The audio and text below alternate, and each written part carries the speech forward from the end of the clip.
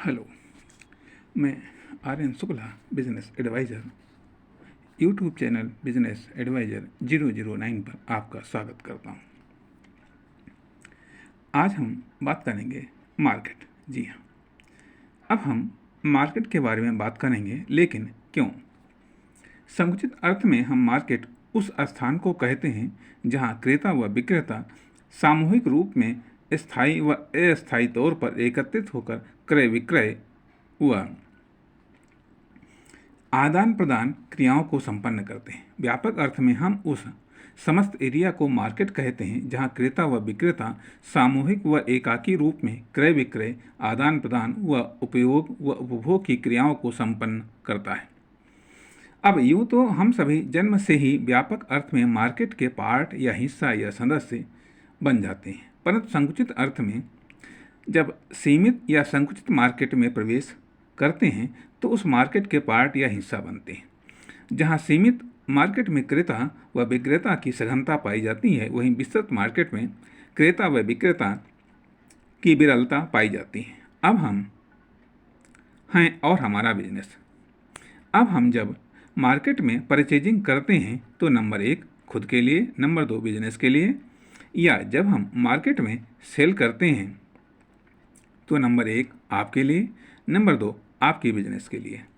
अब मार्केट में प्रवेश के दो तरीके हैं। नंबर 1 खुद के द्वारा स्वयं, नंबर 2 बिजनेस के द्वारा।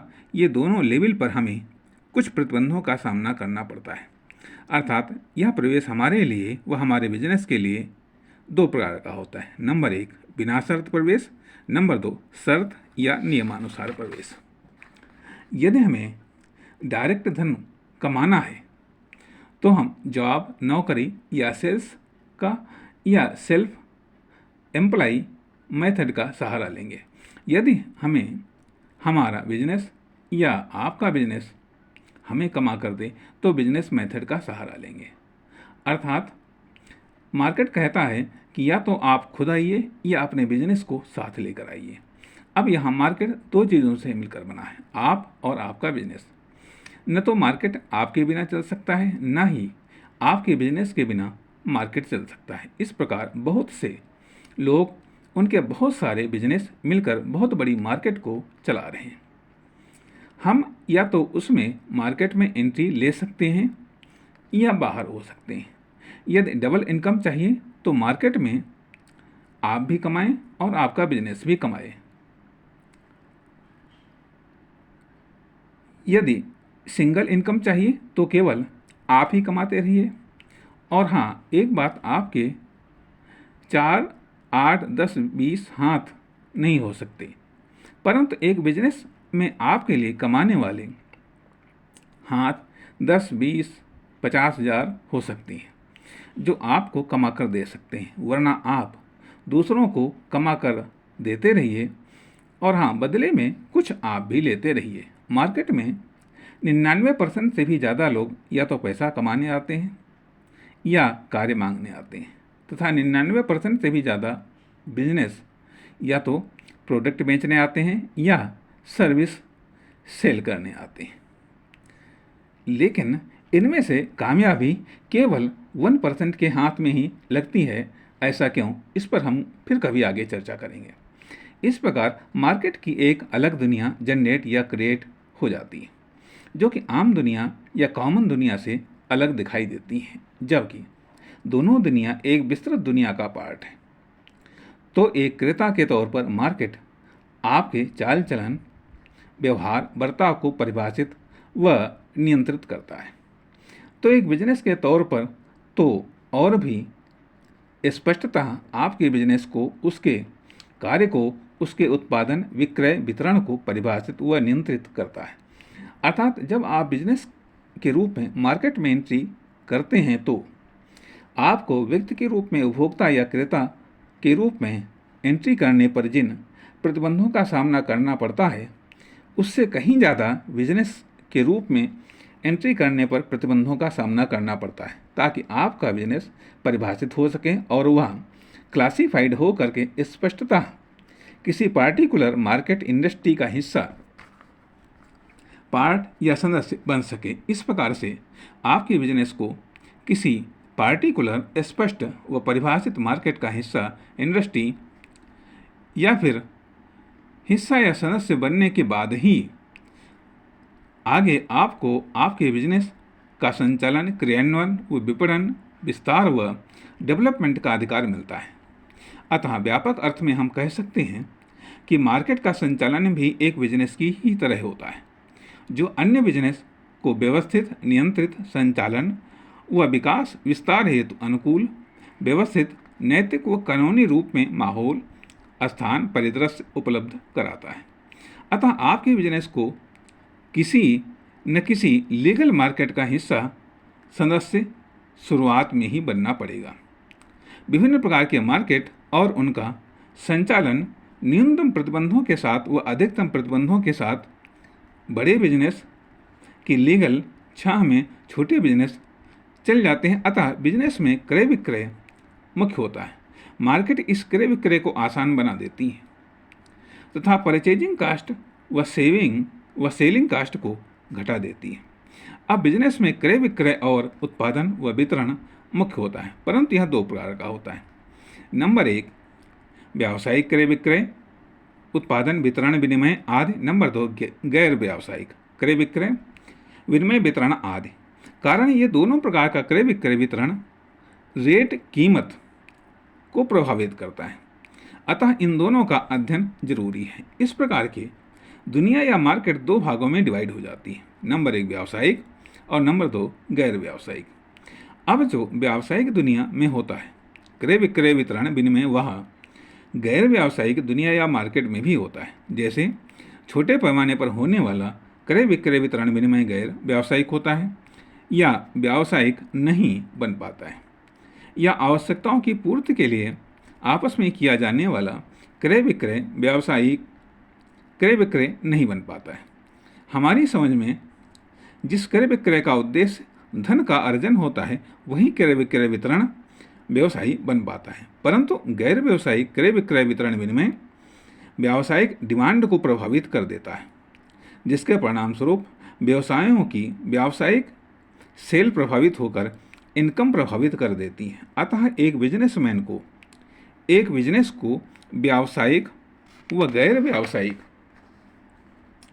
दुनिया की हलचलों पर नज़र रखने के साथ साथ गैर व्यावसायिक दुनिया व मार्केट पर भी नज़र बनाए रखनी चाहिए, क्योंकि डिमांड जनरेट करने का यह बहुत बड़ा स्रोत है। इस प्रकार से हम कह सकते हैं कि नंबर 1 घोषित मार्केट, नंबर 2 अघोषित मार्केट, या डे मार्केट, नाइट मार्केट, या फिर 24 आवर्स मार्केट।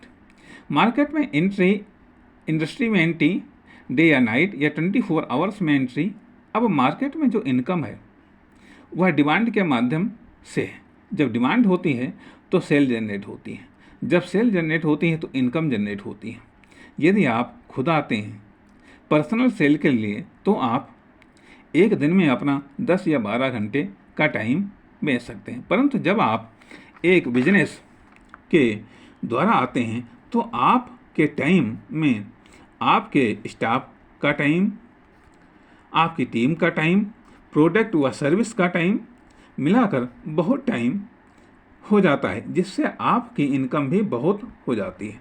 मतलब आपकी सेल्स बहुत बढ़ जाती है, परिणामतः आपकी इनकम भी बहुत बढ़ जाती है। अब हमने बात की थी डिमांड की। अब यह डिमांड दो प्रकार की होती है। नंबर 1 एक तरफा डिमांड, जब केवल हम चाहते हैं, क्रेता व विक्रेता के रूप में। नंबर 2 जब दूसरा भी चाहता है, क्रेता व विक्रेता के रूप में। अब जब ये दोनों डिमांड मिलती हैं, स्वाभाविक रूप से सेल की डील तभी फाइनल होती है। अब मार्केट में सबसे ज़्यादा डिमांड केंद्र सरकार या बहुराष्ट्रीय कंपनियों की होती है। ज़्यादा डिमांड राज्य सरकारें व लिमिटेड व प्राइवेट लिमिटेड कंपनियों व संस्थाओं, संगठनों, व्यवसायों, उद्योगों व प्रतिष्ठानों की होती है। औसत डिमांड मध्यम श्रेणी में उच्च श्रेणी के व्यक्तियों, व्यवसायों, उद्योगों आदि की होती है। फिर तो औसत डिमांड या फुटकर डिमांड ही आती है। अब मेन बात पर आते हैं कि अब आप व्यवसाय के रूप में कौन सी डिमांड को कैच करना चाहते हैं या बेहतर तरीके से पूरा करना चाहते हैं। इसलिए एक बिजनेस का टारगेट एक निश्चित डिमांड तक पहुंचना होता है या होना चाहिए। एक निश्चित टाइम भी कंडीशन में अब कहीं पहुंचने के लिए गति होनी चाहिए। आपके बिजनेस में गति है? क्या आपके बिजनेस में ने गति पकड़ी, या क्या आपने अपने बिजनेस को गति पकड़ाई? अब मार्केट में बिजनेस गति कैसे पकड़ता है? मार्केट कह लो या सोसाइटी कह लो, एक ठहराव या प्रवाह होता है।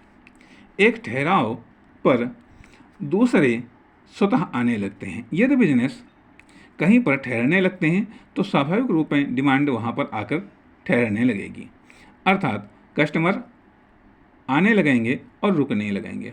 यदि डिमांड कहीं पर रुक जाती है तो बिजनेस स्वतः ही वहाँ पर आ जाएंगे, क्योंकि डिमांड के बिना बिजनेस जिंदा नहीं रह सकते और बिजनेस के बिना डिमांड जिंदा नहीं रह सकती है। यह डिमांड दो प्रकार की होती है, नंबर एक व्यावसायिक व गैर व्यावसायिक। अर्थात नंबर एक उत्पादन या सेल्स डिस्ट्रीब्यूशन के लिए तथा उपभोग के लिए, या थोक डिमांड जो उत्पादक या व्यावसायिक डिमांड होती है। फुटकर डिमांड जो उपयोग या उपभोग के लिए होती है। अब आपके बिजनेस का टारगेट कौन सी डिमांड है? परचून की दुकान और जनरल स्टोर ये दो कॉमन बिजनेस हैं, बाकी सब इंडस्ट्री रिलेटेड बिजनेस हैं, चाहे जैसे कि medical, electric, automobile, shoes, iron आदि आदि।